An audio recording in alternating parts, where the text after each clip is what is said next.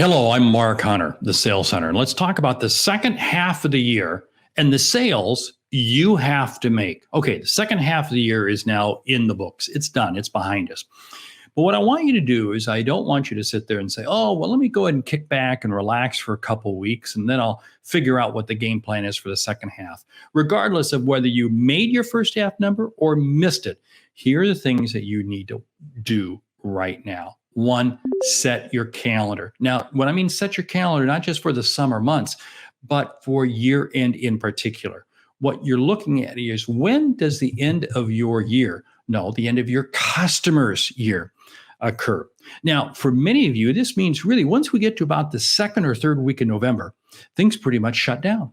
So what does this mean? You've got 6 less weeks in the second half of the year than you did in the first half. Some of you may say, no, it really keeps going until about the third week in December. Okay, fine. But it still means I got 2 less. Here's the whole deal. I see too many salespeople. What they do is they take the number that they need and they divide it by 6 and they go out and get it. It doesn't work. They don't get it because the number doesn't come because they run out of time. You see, you have to over accelerate in the second half. So that first one is really about setting your calendar. 2, land and expand. What is this all about? This is about looking at all of your existing customers, all of the customers that you landed in the first half. Where can you come back and expand? How can you upsell them? How could you cross-sell them? What's the additional level of business that you can get from these customers? This is absolutely key because this is really close-in business. This is business. So I want you to begin saying, hey, this is my land and expand, and I want to begin putting it into my number. Okay, perfect. Next one. What's in your lower third pipeline? Now, what I mean lower third, okay? You have the top of the pipeline. These are really unqualified prospects. Then you have that middle third, which, okay, they got potential, but they're still a long ways out. And then there's that lower third. These are the ones that you probably wanted to get in the month of June, but you weren't able to get. This is the lower third.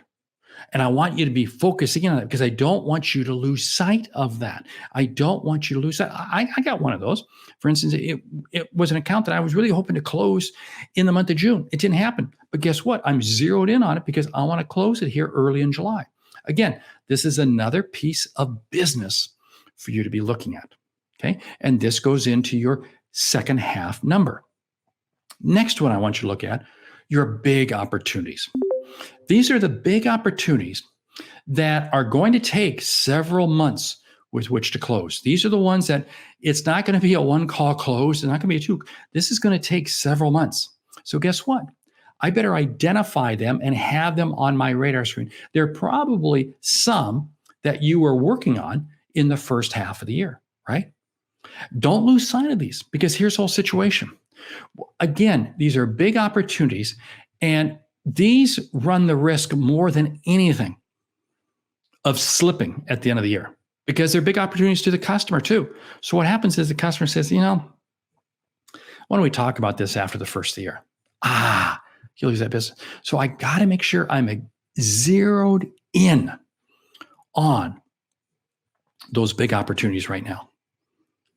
The next one you need to look at is your existing customer issues. Now, this is a little bit negative, but I want to view it as positive. What you want to look at is your existing level of business. There's repeat business that you're going to get and so forth, which is great, which is all good. But what you want to be looking at is, are there issues that could put some of those customers at risk?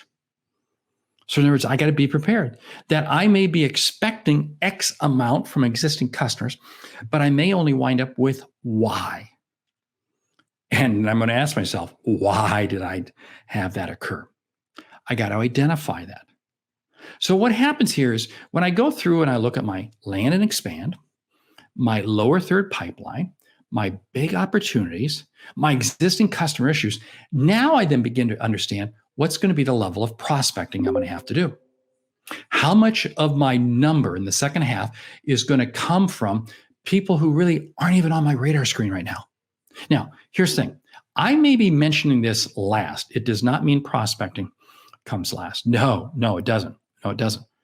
But what I want you to do is I want you to understand what is that realistic number that you have to plug in there.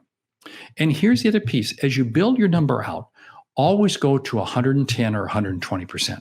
Now, the actual percent over 100, that's up to you to decide. But you've got to get beyond. In fact, I work with a lot of sales teams where they're saying, I want to have a 3X or a 4X pipeline.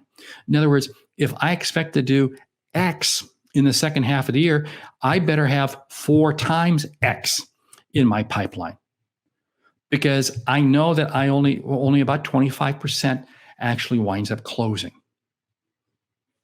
See, this is the other fallacy that salespeople fall into.